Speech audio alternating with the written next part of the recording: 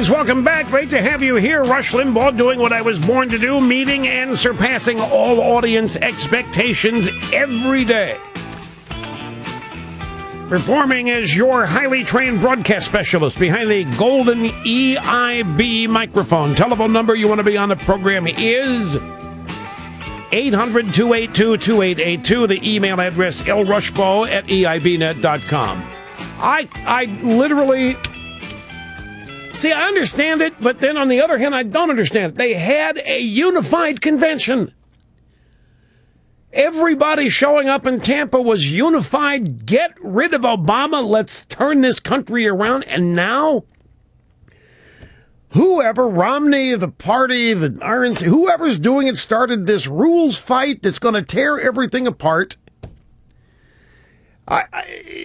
Like I said, on the one hand, I understand it. On the other hand, it doesn't make any sense. Not that I agree with it. I know what they're trying to do, folks. And if you're just joining us, I don't have time to replay or redo the whole first half hour of the program. Essentially, the establishment Republicans, the RNC, the GOP, the Romney campaign want to change the rules of delegate selection. They want the presidential nominee in future years to be able to choose the actual delegates to the convention so that he owns them, so they do what he wants. And what it really is an effort to eliminate grassroots people from the Republican convention. That's really what this is all about. And what that means is that the party has decided it doesn't want to have to put up with a bunch of conservatives showing up, affecting the platform and all other things that happen at the convention, including influencing the party.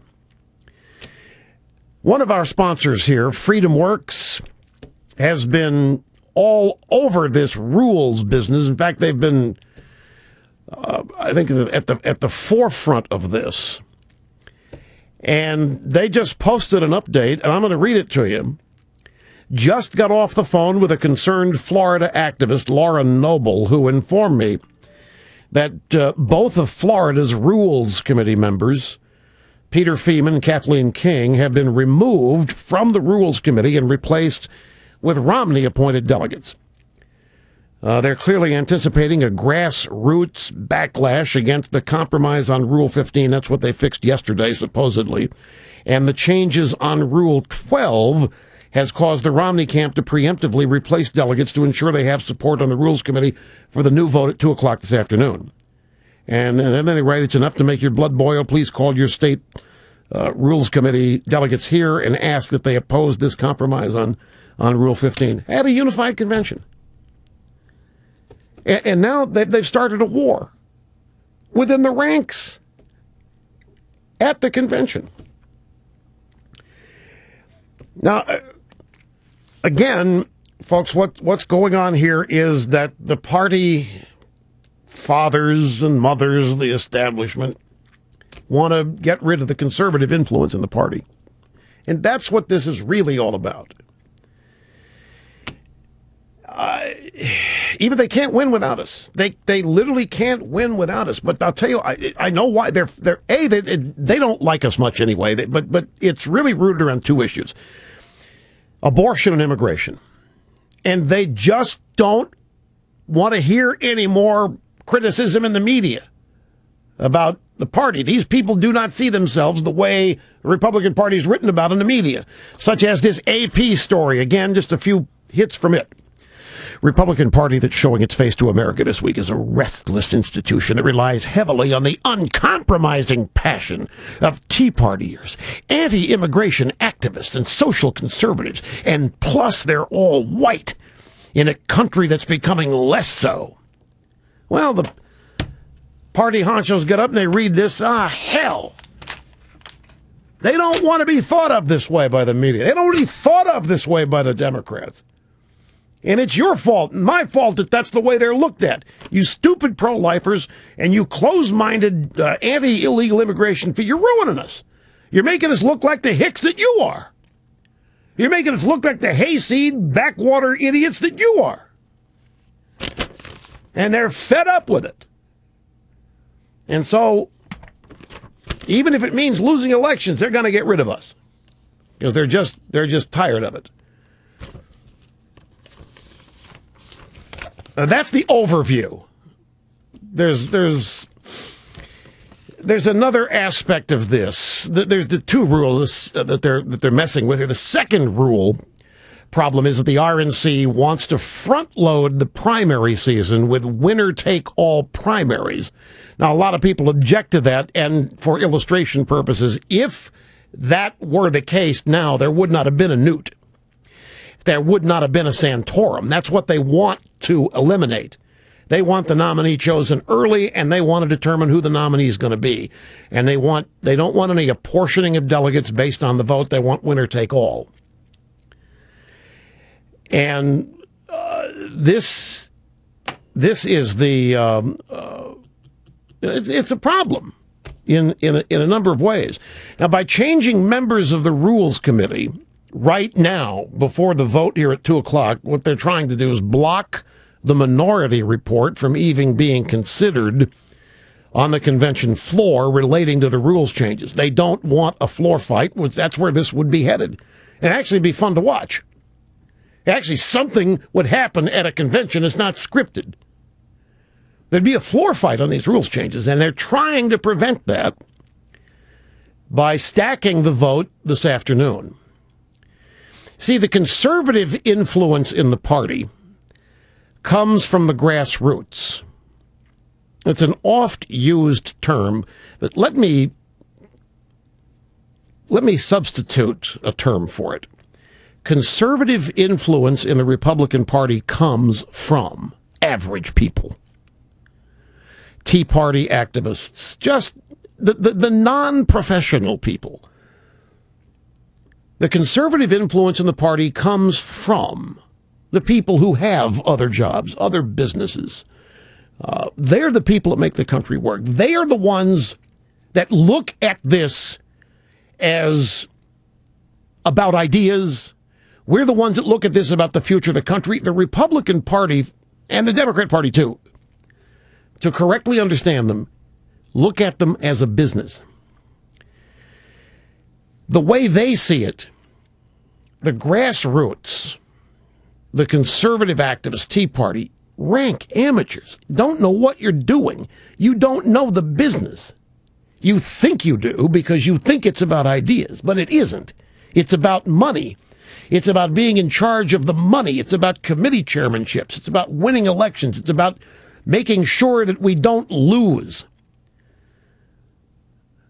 various positions of power. It would be no different than if a group of citizens thought they knew better than Apple how to make iPhones.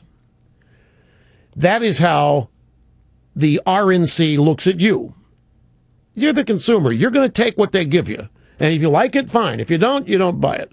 But you haven't the slightest idea how to design one. You don't have the slightest idea what it should be or do or accomplish. That's what we do. In that sense, the Republican Party is a business. Then they are the professionals. And you not. You're rank amateurs, and you do not understand. This isn't about, as far as they're concerned, it's not a turning point here in the country's future. This is not a crisis point. It's just another election in a cycle of many elections. It's about people who have positions of power, want to hold on to them. And it really has been this way for many, many years, decades, in fact.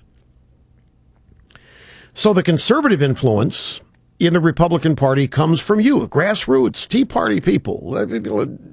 You went to your first town hall meeting 2 years ago.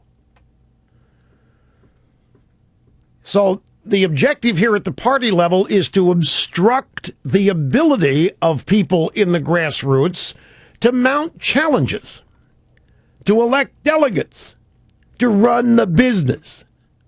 It's an effort to make sure that you, us, we, rank amateurs don't run the business. And they want to front load the primaries with winner-take-all states, which makes it very difficult to challenge any insider candidates that they would put up. So if you look at it strictly as a business, this is the CEO and the board of directors trying to maintain control for what they would view as a hostile takeover. Now, you throw the politics in, the two issues that just embarrass the heck out of them, immigration and pro-life, pro-choice. All that does is just anger them even more. Because they see this AP story, they watch television news, they listen to Chris Matthews go nuts on how we're all racist, and they hate that. They don't want to be thought of as racist. And they think the only reason they're called racist is because you see to it. You're the ones that end up being called racist, and because they're in the same party, they end up by association also being called racist. They want to stop this. They want to stop all this criticism. They want to stop all this impugning of conservatives and Republicans. And the way they think to do it is to get the conservatives out of the party. But you see, you can't really look at this as a business as they are, because if it were, this is a business trying to succeed without customers. And that will never fly. And this Republican Party doesn't know how to win elections. This Republican Party doesn't know how to win. They think they do. But, they can't win without conservative votes, which they know. They're just so conflicted over this. So that's basically where we are. That's what's happening today. The next vote on all this is at 2 o'clock. Now, again, what has me appalled is that everybody showed up in Tampa. They had a united convention. Everybody showing up there was at least united around a singular proposition, and that is, we've got to get rid of Obama. The disagreements are in how you carry the message. But there was unity of purpose here. There was not unity in strategy, but there was unity of purpose. Now they've started this war within the ranks. Get through this messy process here of finally marginalizing the conservatives. Then you go out and you try to beat Obama. And then, when that happens, you're free of any conservative strings, because you have disempowered the conservative influence in the party. But it really, to try to explain to you what it is that is causing all this, it's multifaceted. Usually the simple explanation often suffices, and it's often the best. From my own experience, they just, when I talk about the establishment, the GOP, the professionals, the people paid by the Republican Party to do their jobs, the establishment, they just are embarrassed like they can't believe over the positions conservatives take regarding abortion and immigration. They're just embarrassed, and they want to get rid of it. They just want to get rid of it. And by the way, they don't, folks, if I may be blunt, I could be wrong about this. I certainly hope I am wrong about it. I don't think they look at winning elections on the basis of superior ideas best presented. I think they look at winning elections the same way Democrats do, buying votes. What else is this Hispanic stuff about? They know the Democrats are buying those votes. They don't think they can compete with that with ideas, obviously. So they want to go out and try to buy them in a different way. They want to buy the Hispanic vote by saying, hey, we love you too. We care about you. Look at all the Hispanics at our convention here. Don't believe what the Democrats are telling you about us. When the frustrating thing is, you and I know that the way to win the votes of a majority of human beings is with conservatism, which is simply Americanism, the America of our founding. Anyway, that's where we are in a nutshell. I take a brief time out. We'll come back and continue. We've got, folks, a great audio soundbite roster with the media just going nuts and celebrating the fact that there's a hurricane that's going to wipe out more Democrats in Louisiana. because they think it's going to destroy the Republican convention. They're so happy about this. A lot still on tap. Can't wait for you to hear it all. Don't go away.